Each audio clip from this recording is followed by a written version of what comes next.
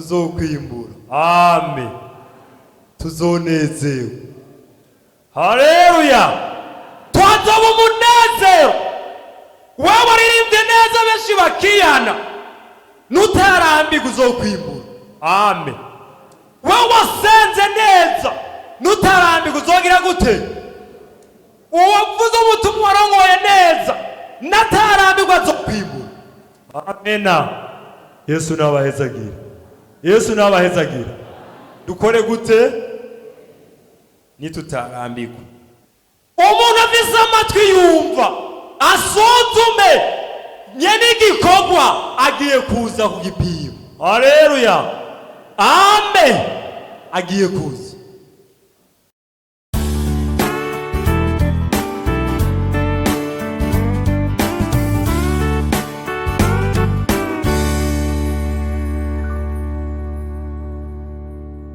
Yesu abahezagire. Tugomba dusangira amajambo y'Imana nkuko twamaze kuvyumva. Tugiye kuvugana ko ari ngaha mu Bigalatiya. Bigalatiya ni 6. Tugomba tura amajambo y'Imana tugiye kuvugana ko muri no mwanya. Igice Bigalatiya igice ni 6. Tugomba tuvugane kuri ibikorwa twawe. 6 kumo nazijambo bivuga ngo twame dukora ibyiza ntiducobogore. Yesu nabahezagire. Ndasoma mbere ku murongo wa 3. Umuntu niyumvira ko aragakomeye kandi ataca amaze aribesha. Ariko umuntu wese asuzume igikorwa ciwe ntiyazobona ico yirata ku mutumba wiwe bwite atari ko bwa mugenzi we. Kuko umuntu wese azokwikorera uwe mutwaro, ariko wigishwa ijambo ry'Imana ahe umwigisha mu byiza byose. Nimuzimire, Imana yo nticokogwa. Kwica umuntu abiba cyose arico azokwimbura. Ubiba mu buryo bw'umubiri azokwimbura ukubora mu buryo bw'umubiri, ariko ubiba mu buryo bw'impwemu azokwimbura muri mpwemu ubugingo budashira. Kuri ce navuga ngo twame dukora ibyiza ntiducobogore, kuko igihe icashika tuzokwimbura nitutarambirwa. Tuzokwimbura nitagira gute?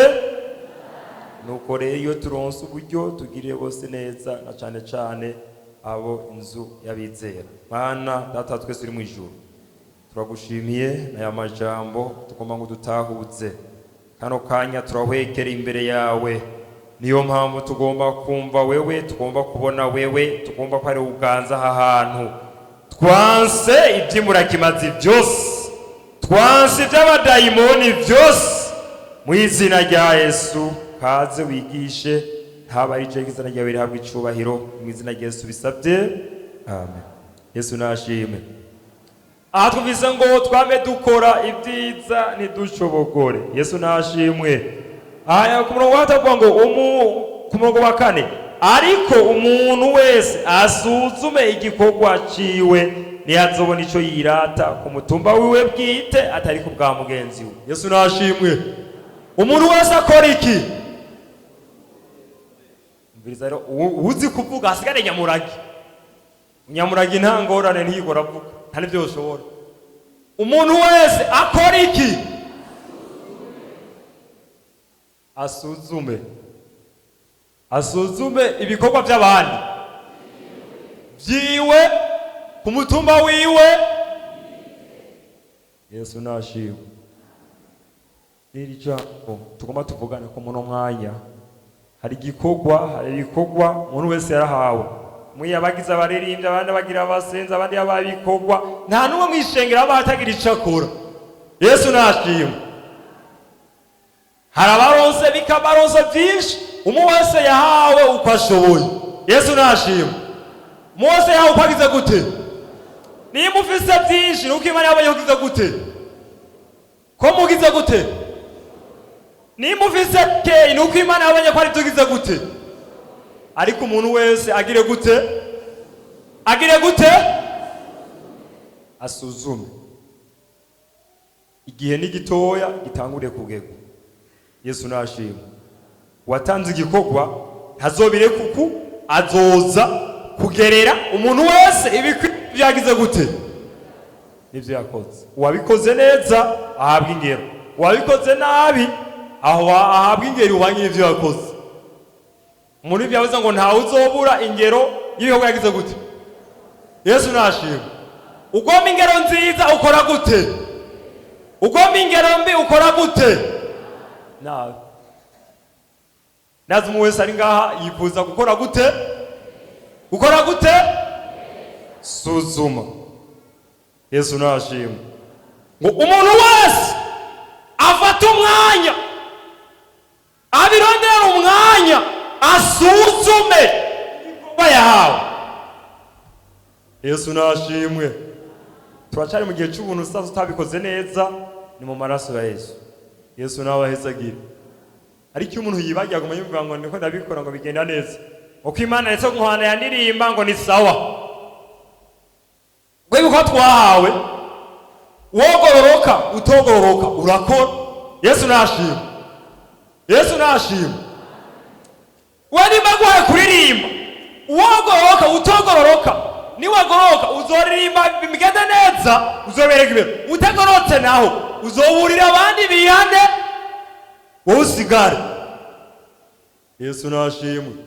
Nimbura wagusigura nimba yogoroka atogoroka arasigura, nimbura wahana gusenga yogoroka atogoroka arasenga. Yesu nashimwe. Aro niho bigoreye. Mengiye Imana avuga ngo kubikoze nabi ngo turindira ngo uteye kwabikwa neza ngo n'umunsi nuririmbe ngo n'umunsi ngo ntusenge cyangwa n'umunsi ngo ntuje gusigura wamenga byari byoroshe. Yesu nashimwe. Yesu nashimwe. Imana mupfa kwa mwaramenye gusika kumenyeka kw'igikorwa umutwe wawe nuwo ugoroka ugira ngo ubikore wemegwa ubikore neza nuwo bibikora nabi. Yesu nabahezagire. Cyangwa umuntu wese rero nasuzume igikorwa ciwe ku mutumba wiwe utaravye ngo ikora yiwacu ngo nisaba ngo yarahezagiwe ngo bigenaza ngo twari ibyo bigenda neza. Oya ngo twatsenze amasengesho ushoshe amasengesho byagenze neza ngo ayo mwishenge bacu ngo bigenda neza. Oya wovuga ati ku mutumbi wanje ngiye wanje nkaraba uko Imana yamamagaye nivyo yashinshiramo ningenageza ko nabikora bigenda neza. Yesu nashimwe. Kandi rero umuntu wese ibyo Imana yamuhaye urumva iyo bitwaye kumanuka birabisha ku Mana uramenya ko abikoze neza no ko abikoze nabi. Yesu nashimwe. Uramenya cyane ubimenye. Urabimenye neza cyane. Upfa kwidadaza gusutije ntaje namvuye kuri mandazi sinuna bigenza neza. Nero ne amajambo y'Imana havuga ngo kuko umuntu wese azokwikorera uwe mutwaro wiwe. Ariko ku murongo w'indwi avuga ngo ntimuzimire Imana yo nicoko. Uko ico umuntu abiba cyose arico azogira gute? Arico azogira gute? Niba wabikora mu mubiri uzokwimura ukubora. Niba wabikora mu buryo bw'imuhemu uzokwimura iki? Ubugingo budashira. Yesu nabahezagire. Yesu nabahezagire.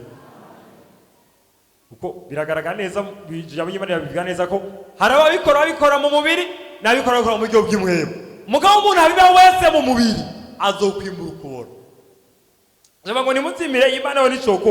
Uyu ngo ku murongo w'ishene yashavuga ngo twame dukora ibyiza ntiducobogore kuko igihe nishashika tuzokwimbura nitutagira gute? Nitutagira gute? Tuzogira gute? Tuzokwimbura. Amen. Tuzonezewe. Haleluya. Twazoba umunezero. Wewe uririmbye neza benshi bakiyana. Nutarambirwa uzokwimbura. Amen. Wewe wasenze neza. Nutarambirwa uzogira gute? Uwavuze ubutumwa warongoye neza. Natarambirwa azokwimbura. Amena. Yesu nabahezagire. Yesu nabahezagire. Dukore gute? Nitutarambirwa. Muri yavuze ngo ku isaha yo guhembwa benshi niwo benshi ariko baragira gute? Bariko bagira gute? Yesu nadufashe. Yesu nabahezagire. N'aya majambo y'Imana namaze iminsi niko nabwirwa kuri ijambo ku bantu ngo basubiriye inyuma mu bikorwa. Sabasubiye inyuma ngo baragiye Yesu vutuyo turasanga mu bitwa ngo dusengane ngo basubiye inyuma ngo Imana igiye gute? oya nene tuzi ko tuvuga n'ubu nyene uzana turenze no mitwane biraba Yesu nashidufasha yumviriza hari abantu ngo basubiriye inyuma mu bikorwa basubiye inyuma ariko barayirimba bagenda basubiye inyuma ariko barasenga ariko Imana ije kuraba igasanga ngo yarasubiye inyuma uko yahora ari akora neza muri ryakorare siko agikora uko ahora asenga siko agisenga uko akora ibikorwa by'Imana muri ryashingo siko akibikora uko ahora ibyitwariko se ibyitwararika bagiye baragabanya barakuyeko hari abantu basubiriye inyuma mu bikorwa Yesu natufasha mbiritse hari abantu basubiriye inyuma mu murimo bariko barabandanya ibikorwa bakora ariko umutima barasubiye inyuma abo nibo tugomba tuvuganira Yesu nabahezagire Yesu nabahezagire sabasubiye inyuma hariya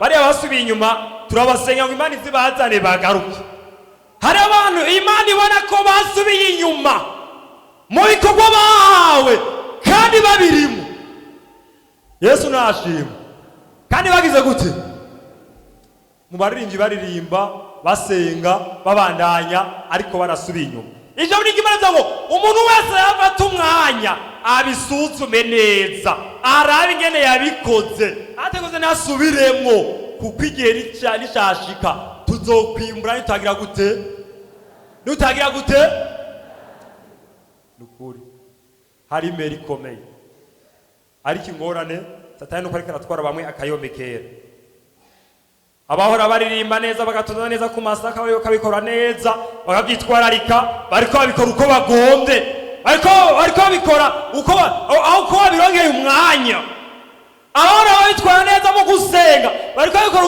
uko bagombye bariko babikora babirongeye umwanya abahora babyitwararika ngo barakuyeho ingaruka zaciye yinjira uko umuntu yagiye aragabanya iby'Imana yamuhaye byamugoye no kuvyitondera ibyo yarageze mu ishengero Yesu nashimye Yesu nadufashe uko abantu bagiye barakura kw'imyanya mu bihugu Imana yabahaye no mu ishengero byarinjiye barakura bamwe mbere Imana ngo sigaye babona nk'uko bayigunze bamwe barayigunga amashikano abandi bayigunga amashimo abandi bakayungwa n'ibigira cumi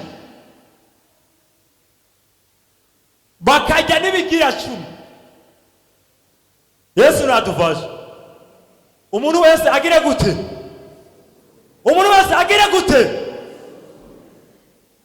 umuntu afise amatwi yumva asuzume nyene igikorwa agiye kuza kugipima haleluya amen agiye kuza umuntu wese afata umwanya gisuzuma niwasanga waragunze Imana niwasanga wariyangije ijwi ry'Imana niwasanga uko Imana yaguhamagaye ushusubira hariya mw'ihamagwa ryawe utigiye Imana yamamagara yambariye gute yanyiyi nabigenza gute niko nkibigenza ndacyabikora uko nabikora kera usanze waragabanije usanze hari cyavuyeko usanze imitwaro ko waragabanutse usanze utabitondeka neza ucugaruka Yesu adukomorere kugira ngo umuntu wese azahabwa ingero Yesu nashimwe burya amumana twaramaze gushiramo umutahe munini je nawe navuga nti burya umutahe twamaze gushiramo ubiharuye neza ntiwoba ukivuga ngo je ngo nohava nabivamo ngo nsubire hariya inyuma je nawe mbere byansanga umutahe namaze gushiramo bogira gute no kubitwa no kugwa nabi